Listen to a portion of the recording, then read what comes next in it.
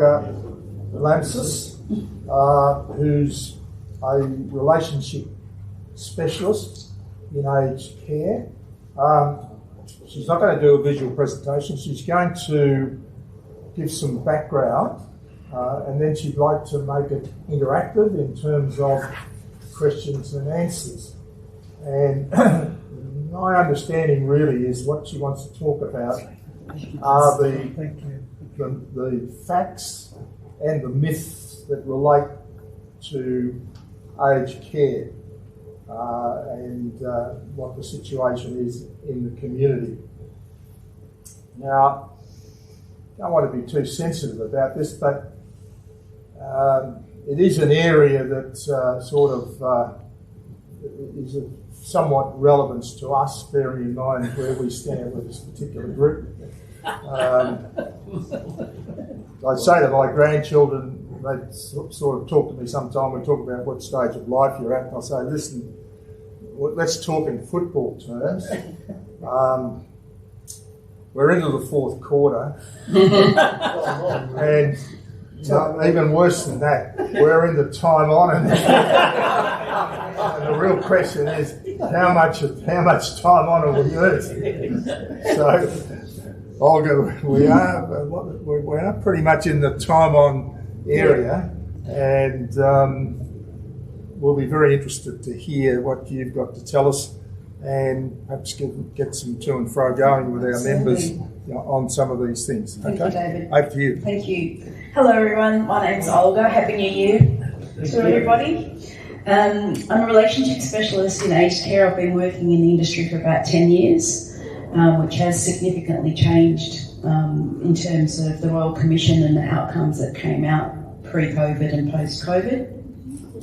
What I was going to do was just give a quick overview about aged care services in Australia, what you are entitled to, how they work in terms of funding, and then throw it out. If you have any questions as I'm speaking, just raise your hand, because I normally get a lot of questions about the finances and how that works and who gets what money and so forth, and what services you're entitled to, and how that works internally in the homes as well, because they have significantly changed. All right. So there are 3 levels of aged care services available. One is called CHISP services, or community health services, which are normally through your local councils. So a number of you may already have engaged in those services, where you might get a cleaner that comes out every fortnight, or somebody that does some gardening for you. That's the first level of entry. The second level of entry is home care services. So when your independence becomes a little bit less and you need a little bit more support in your home, you can actually get an aged care assessment done, which will outline your independence level, your emotion, your care needs, any other needs that you perhaps need in terms of your well-being. They will then access a certain care package according to that level of independence that you have, and the government will give you a funding per annum to utilise on the services. So there's 4 level packages in the home care system. It is a 12 to 18 month wait for home care around Australia. So if you have not had an aged care assessment done as yet, I'll talk to you about how you can get an aged care assessment done, because it might not be that you need it now, but I always say to people, you have to be proactive in your well-being. When it's too late and you've had a fall and you've got no choice and you're stuck in hospital and they place you in a home that you don't want to be at, it's at your disadvantage. So it's best for you to have the control about where you want to go and how you manage your care and support services in the future. Ongoing from that, once you get your home care package, if your independence does decline a little bit, maybe cognitively, so you might have a bit of short-term memory loss and start forgetting things, or you're at home alone and you've got a couple of steps in your house and you don't have the support to actually get in and out of your home, aged care might be a good step in to come and try as a respite resident. Respite is day care, night care. It's inclusive of your meals, your cleaning, Your medication management, you've got nurses 24 hours a day on site. You can do from 1 week to 7 weeks of respite in residential aged care. And if you have an aged care assessment, it's subsidised by the government. So if you're an unfunded person, so that means you don't have an aged care assessment, you can actually book in respite in any aged care home. But the fees are quite significant, so they're between $280 and $400 a day. If you have an aged care assessment, it's $60 a day. So it's subsidised heavily by the government, so that's why I encourage everybody to get an aged care assessment done. So you've got that in your back pocket, just in case you do need those services in the future. How it works when somebody moves in permanently to residential aged care is dependent on two things. The first thing is their cognitive and their physical abilities. So that will determine where in the actual aged care home they will be placed. If somebody has cognition decline or behaviours, they have to be in a secure area because it's intrusive to the other residents. So if you hear about people going into a dementia-specific or a memory support unit, that means that these individuals have perhaps Alzheimer's or Lewy body dementia that actually affects their inhibitions. So they may be intrusive into other people's rooms, or they may swear uncontrollably or just speak their mind without any control. So why they are situated in a smaller unit is because we have central nurses there and carers that get to know those people on a personal level, and they have really good relationships so that they can then look after them and manage their behaviours better. Other than that, if you are just perhaps needing some support physically, so you might have had a fall and you need your hip replaced and you come into care and then you think, I really like it in here, I've got my meals per day, I've got medication managed by someone else, I don't have to clean, I don't have to cook, I don't have to do anything else. Depending on your financial position is what level of payment you will pay. So as an example, if we have somebody who is a renter, so they don't have an asset, they don't have a home, and they only have under $58,000 in the bank, they're deemed fully supported or low means. So they will come into residential aged care and they will only pay the basic daily care fee, which is that $60.86 per day. If somebody has income and assets between $58,000 and $192,000, they're deemed a partially supported resident. So the government will then allocate a funding level appropriate to what income and assets that person has. So they may pay the $60 a day, plus the government might say you have to contribute $20 a day, and then the government will subsidise the rest of the payment.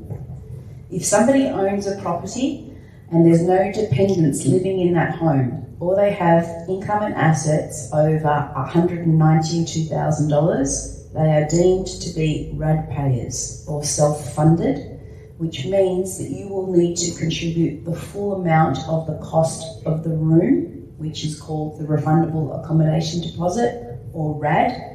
That used to be called a bond many years ago. So that's the same principle as a bond. If you're renting an apartment and you put down your $2,000 bond and you get that back when you leave.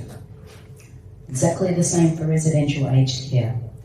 If you can afford a RAD and the room is $500,000, you sell your home to move in, you put the $500,000 RAD down. When you discharge, whether you leave or you pass away, that money will go back to the estate or yourself. So you nominate who you want to put that money towards. You cannot ever lose your RAD deposit because it is government protected. So if the aged care home does go into liquidation or close down, the government will still pay back all the RADs in that home. Right, that's pretty much a quick summary. So I'll throw it out to the floor because I'm sure that some of you may have some questions or have thought about, I can't afford it, or how does it work, what do I need to do? So please raise your hand and ask away.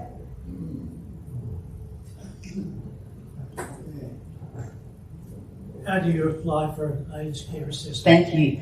So there's two ways you can apply for an aged care assessment. The first way is to call My Aged Care over the phone. I've got some brochures up the back there as well. You call them, they will ask you questions about your independence level. Then they have a scale. If you hit an independence level that they can say, yes, you are entitled to an aged care assessment, they will call the aged care team that's local to your area. So I think it's Heidelberg around here, which is at the Royal Melbourne Hospital. They'll actually come to your home and they'll do an interview with you, and then they'll do the assessment, so you'll get that. The second way you can do it is through your GP. It does take a little bit longer through your GP, depending on how proactive they are. So you can do it through your general practitioner by asking them to lodge a request for an aged care assessment for you. And they take about 6 to 12 weeks. The other way you can get one, sorry I forgot, if you have an emergency at home and you don't have anyone to care for you, you can come into residential aged care as an emergency respite resident, and we can then organise the aged care assessment whilst you're in respite in the home. And that takes 5 days. You mentioned the RAD assessment, and Yes. you mentioned $500,000, for example, that Yes. you pay and get back at the end. What do you do on a weekly basis or pay on an ongoing Yep. basis? So if you only pay the basic daily care fee, so everybody in Australia pays the basic daily care fee, which is a government level of funding. So it increases twice a year in alignment with the full pension. So at the moment it's $60.86 per day. If your room is $500,000 and you pay that RAD in full, you don't pay any other fees except for the basic daily care fee.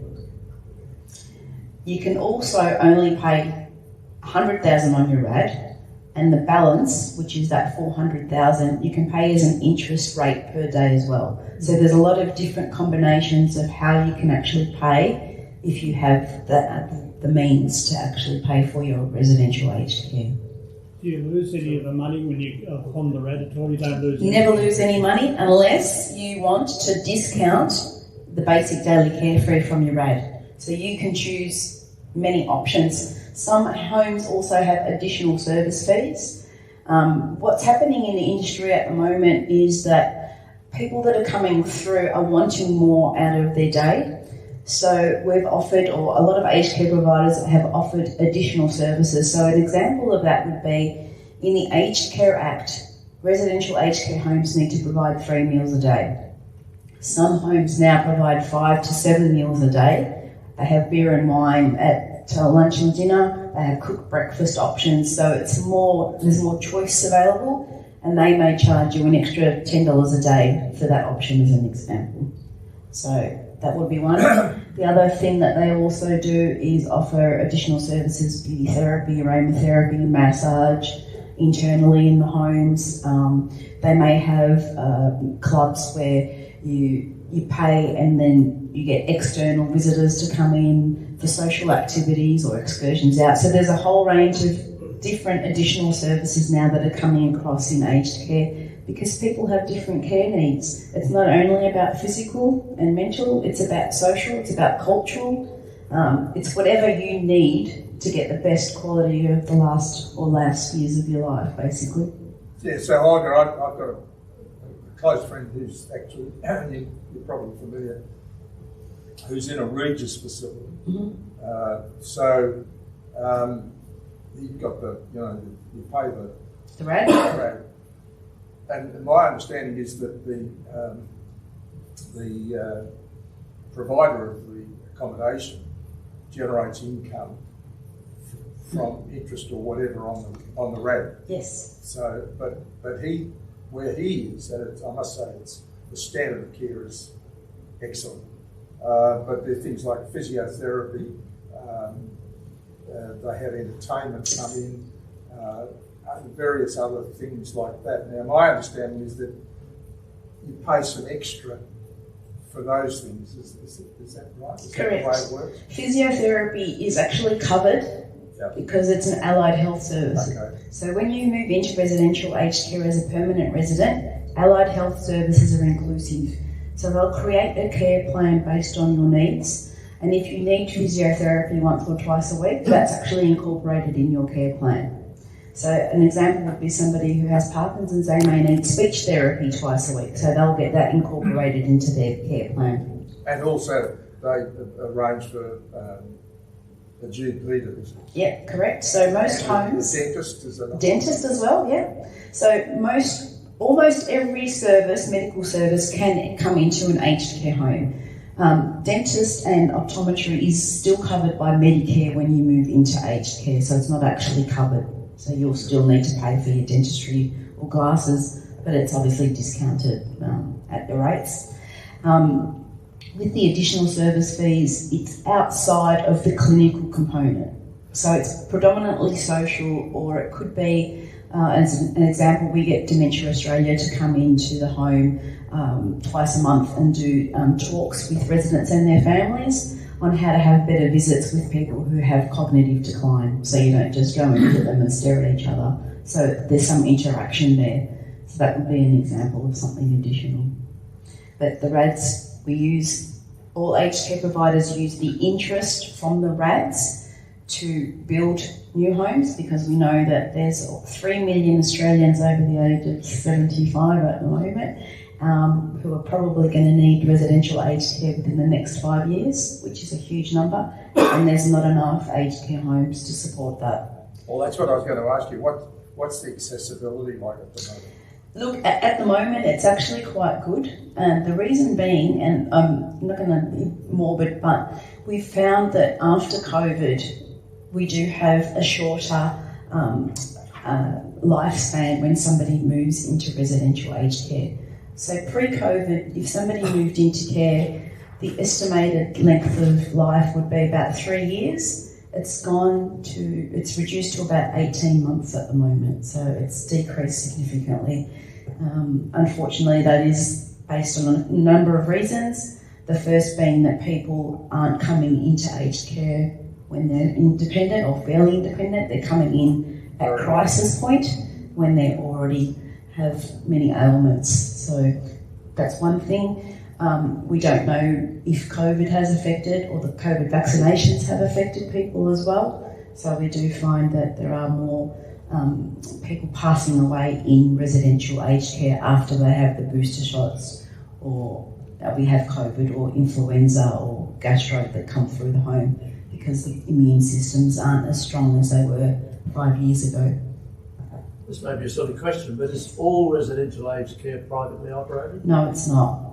So we've got not-for-profits and we've got privately owned. I've worked at Back to Care and at Regis, so a not-for-profit and a private provider. Not-for-profits have a lot more funding from the government. They operate very similarly, but private aged care providers will spend more money internally in processes and how they operate, because it's a pay-a-user service. So it's almost like going to a motel for the night and going to a 5-star hotel. So you have to be comparative on what your environment, what you want out of your experience. Some people are quite content just having your room and, living simply. Others want to have their hair done twice a week and their nails done whilst they're in aged care and go out on the bus for, outings. So it depends on your personality, your cultural needs, your social needs. That's why I say have a look, plan to see what is around your area, just in case you do have an accident or you need to access residential care. It's not frightening, let me tell you. It's probably the best that it's ever been. Back when I started, they were still giving people kerosene baths. That was only 10 years ago. So it's come a long way from then to what it is now. It's a very different playing field. Another thing I'll also mention is that if anyone says to you about staff ratios, because that's something that always we get asked for residential aged care, one of the outcomes of the Royal Commission was they actually eliminated staff ratios. So what that means is that there was one carer looking after 6 residents. What they do now is every single person in aged care gets 200 minutes per day of all care. So that may be assistance with feeding, it might be nursing, it might be personal care, it might be social care. So they get 200 minutes per day. We have to actually log that every day and we submit it to the government on a monthly basis so they can actually see that everyone in aged care is getting an equal amount of care per day. Yes. Olga, seems to be so many different options and choices from a person who is new to that type of thing. The options would be overwhelming. Yes. Is there kind of like a questionnaire or an industry set up to help people shortlist their needs? Yes, there is. So there's different ways you can do that. That is my job. So you can come to me. The other thing that you can do is you can go through the Care Finder process. But the Care Finder program is a new government program that they've just released probably in the last 3 months, so it's quite fresh. From my experience, they're not very knowledgeable, so I wouldn't go that path just yet. You can jump on My Aged Care if you have access to the internet, and you can actually key in the suburb that you're looking for, and it will list all the aged care providers, and it will give you information on their accreditation and their achievements. So all the standards that the government has set that we actually lodge each month, they're recorded on the My Aged Care system. The third option is that you pay a placement agency to help you find somewhere. There are placement agencies that don't charge the clients, but they on-charge the aged care home when the placement is made. Some take the money directly from the client. So they're the three options. Every aged care provider has an admissions coordinator or somebody in the home that can help you, but they'll be selling or discussing just that specific home. Yeah, just. Thank you. No worries. Excuse me. Yes. Can you clarify how you work? Yep. And who you work for? Yes, so I work for Regis. So in my role as a relationship specialist, I actually go out to the community and talk about aged care services, and I also support people transitioning into aged care. I am a counsellor as well, specifically around loss, grief and loss. It could be the grief and loss of losing your independence, the grief and loss of losing your home that you've worked so many years to build up, or the grief and loss of a partner or a loved one. And how that affects people moving into aged care. I try and help them to make that as seamless and as pleasant as possible. So if we came to see you, for example, you wouldn't feel obliged just to recommend Regis? Absolutely not. For me, my philosophy is that if you're entering the last stages of your life, you need to be in an environment where you feel safe, happy, and independent, as independent as you can be. If somebody comes to me and I know they're not going to fit into say, Regis Faulkner, which is predominantly European, I will say, look, I don't know if socially or culturally this is the right fit for you. So I will say, hey, we've got a Bupa up the road, or we've got Estia around the corner. Go and have a look at those homes as well. Some homes have a fantastic energy when you walk in them, some don't. They might look great, but they might not have energy in the home, and that might not be what you're looking for. So having the aged care industry is very incestuous in a way, because we all have worked across different providers, so we all know each other quite well. So if you came to me and said, this is what I'm looking for, and I couldn't help you, I'd ring up my girlfriend at Estia and say, hey, I've got Bob, he's looking for this, can you help him? So I don't have any qualms. As long as you get the services and the environment that you need, I'm fine with that. Thank you. Yes. What percentage of aged care is provided by not-for-profit? At the moment, I'd probably say about 60-40 the split would be. There's more not-for-profit providers than there is private. A lot of private providers get bought out because it is very difficult to make a profit in aged care at the moment. So a lot of the smaller providers have been bought out by larger companies. The level of care, that would vary from place to place in terms, I mean, you may have someone with acute dementia, for example. There might only be certain places that can take a resident with that problem. Yes. And with some places cover the whole range. Correct. Yeah. So previously in aged care, there was high care and low care. There was only two categories of care. They removed that now. It's called ageing in place now. So every person that comes into aged care for respite or permanent is assessed based on their individual care needs. If we see somebody that perhaps, I'll give you an example, when we read the aged care assessment, the clinical team will have a look.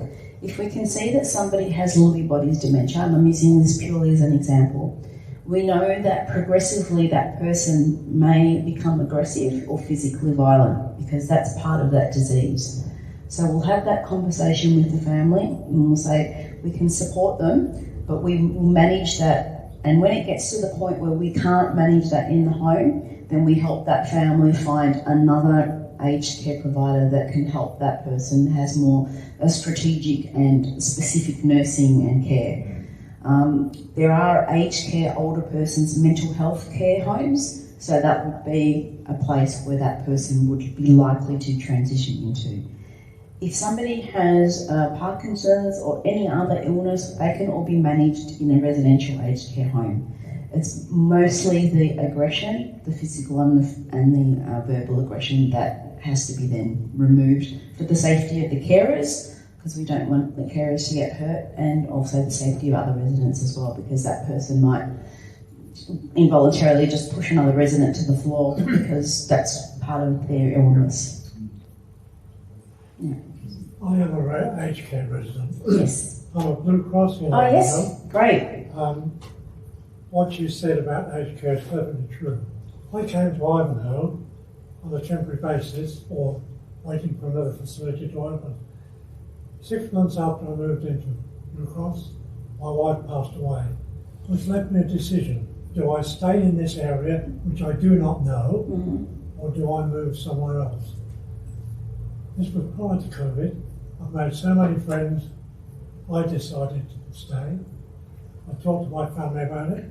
My family live right out on the eastern suburb, Pakenham, that way, and also one in Waitrata. They're agreeable for me to stay here. So I'm quite happy living where I am.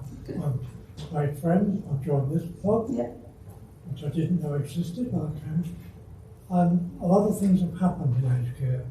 COVID was the biggest hit of the lot. Yes. Where we were actually isolated for 14 days at a time in our rooms, not seeing another visitor on the staff.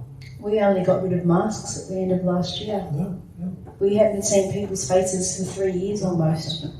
We suggested that all the staff line up so we could recognise the face. Well, that's exactly what we did. We actually did introductions when we got rid of our masks because people didn't know who we were. It's unbelievable. Isn't that bizarre? Yeah. Yes. The not-for-profit groups, I take it they're all maybe church-based, are they? Most of them are. Yeah, Mangler Care, Baptist Care. Yes, it's definitely how they operate. Yeah, I don't think, unless they're a charity like RSL, they've got one of the RSL homes is not-for-profit as well, but mostly they are religious-based organisations. Yes. Not to say that they preach religion in there. It is just how they started back, 100 years ago or however long they've been going. Yes. Any more questions? Surely you could have something else that you need to ask me. Come on. You can ask me anything. I've heard it all before. Actually, yes. Yeah, I've been in aged care for nearly a year. Yes. And I'm with the Mineral group, but they're quite good. They look Yes, after they me. are. Now, one of the problems I've had is communicating with organisations like banks, Medicare. Now, I tried to contact Medicare to change my details, I tried to ring him up, no go. And eventually I found there was an app on my phone that I was able to do it by. And it's the same everywhere. To try and contact your bank, you can't ring them up. You have to go for the app. Yes. And, unless you know that, you're in trouble. Correct. So there's a big move going towards technology across all sectors. And so, I had this problem of getting in touch with people. The other one, I had a share portfolio, and I had to let the various companies in the portfolio know my new address. I had enormous trouble doing this. Yes. I finally managed to do it through my broker, but it wasn't easy. No. I'm a reasonably intelligent person, but I just wonder how people get on who don't have any intelligence. It must be very hard for them. So there's a couple of ways that we get around that. The first thing I would say to you is that the person in your home that manages your social support or lifestyle team, they probably should have helped you a little bit more in that aspect when you came in, because they would have or should have had that discussion with you if you didn't have anyone else that could help. The second thing is that if somebody comes into care and perhaps they're not comfortable with their finances or they do need some support, state trustees can manage your financial situation for you. They do charge a small commission based on how much money you do have, but they're generally quite active and quite good. So that would be what I would suggest if you don't have any family support or anybody that you can rely on to utilise state trustees as your financial advisors who can manage your finances. Sort all these problems out. Correct. Actually, thanks to my son who was very helpful. Yeah. But if I hadn't had him, I would have been in real trouble. Absolutely. And that's why I'm saying your social support or lifestyle team in the home should have been the people that should have connected you. I don't even know who they are. Really? Okay. Well, I'd ask when I get back today, find out who they are. No. Yes. Yeah, can I say, just on that point, Yes. coming back to my friend, Yes. it's cognitively is good and is pretty good with technology, but from time to time, something goes wrong with his computer, he can't log in or whatever. And the feedback I've had from him is that there's always someone on the staff who can rectify the problem. Absolutely. And get him going again with his computer, or if he's trying to stream something off YouTube or whatever, Yeah. there's a problem. There'll be someone on the staff who's able to fix that, and that's pretty important. He's in a situation because he's got Parkinson's, etc. Mm-hmm. But he's basically confined in his room. That's right. So having things work like his computer and his streaming service, etc., is absolutely essential. Correct. But he has had good support from, and it's not necessarily one person. Generally speaking, the staff, from what I've been able to gain, are pretty across Yes. what needs to be done. Absolutely. So on that, I'll just give you a bit of insight into how we operate if somebody moves in. So when somebody moves into residential care, in the first 28 days, it's basically monitoring that person's day. How many times you go to the toilet, what you're eating and drinking, what times you're sleeping, if you're getting up in the middle of the night, etc., etc. The nurses create a care plan. That care plan goes into a central system. Every single interaction we then have with that person gets noted, so that all the staff that come in, they can open that person's file and they can actually read what had happened the day before. And in the morning, they actually have meetings every day to discuss residents. So if it was for your friend that needed support with that computer, they'd say, can somebody go check Bob today because his computer wasn't working too well. So we have to be very mindful of every person's needs, not only, as I said, physical or clinical. It's about living your best independence every day. And that's why it's very important when you do move in to make sure that you actually know who's who, find out your manager's name of the home, your clinical person, your lifestyle person, even the chef. We have many people that complain about food because food is something that everybody enjoys, and if something's not right, the chef gets all the complaints. He's quite happy to listen to them, and he'll make sure that tomorrow he does a better job. It's about what everybody needs to be independent and happy that day, and that's all we can do. We can only work each day as it comes. So, yeah. Yes. Silly question. No silly questions. It is. You've said several times if we have questions we should contact you, but I don't know who you work for or what your full name is or how to contact you. Yes, I'll give you those details. Have you got a card? Yes, I do. So my name is Olga. I work at Regis Aged Care, and I'm a relationship specialist. Yes, I understood that, but if I went home and wanted to call... Oh, I've got some brochures up the back, so I'll definitely give you my details, and you can There's definitely... one other thing. Yes. You also said that if we wanted an aged care assessment, we would contact someone Yes. who I don't know, My aged care team or your GP. and it would take up to 15 months. No, that's for home care. Yeah, for an aged care assessment, the wait list is between 6 to 12 weeks, depending on where you live. Weeks, not months. Yes. Sorry. That's okay. And there's a possibility, I suppose, that they may turn up and do an assessment and say you don't need anything. No, that won't happen. When you actually call my aged care or you visit your GP, they have a list of questions and they will identify, there's different markers that they identify, and that's how they scale it so that they know that you do need an aged care assessment. So if you're fairly independent, you won't need one. But it's good to know the process just in case your situation changes and then you do need to. I hope your wife is seriously independent. Yeah. But I'd like the card anyway, thank you. Yeah, that's right. All right. Well, I'm going to stay for lunch anyway, so you can continue asking me questions if you like, one-on-one. I've got no problems with that. Yes. Olga, thank you. Thank you.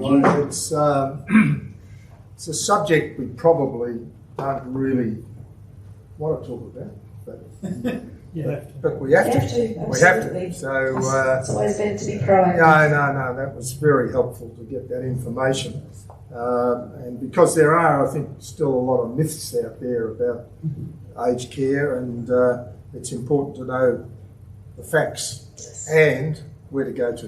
That's right. So. Oh, thank you. Thank you. Thank you very much, everyone. Thank you.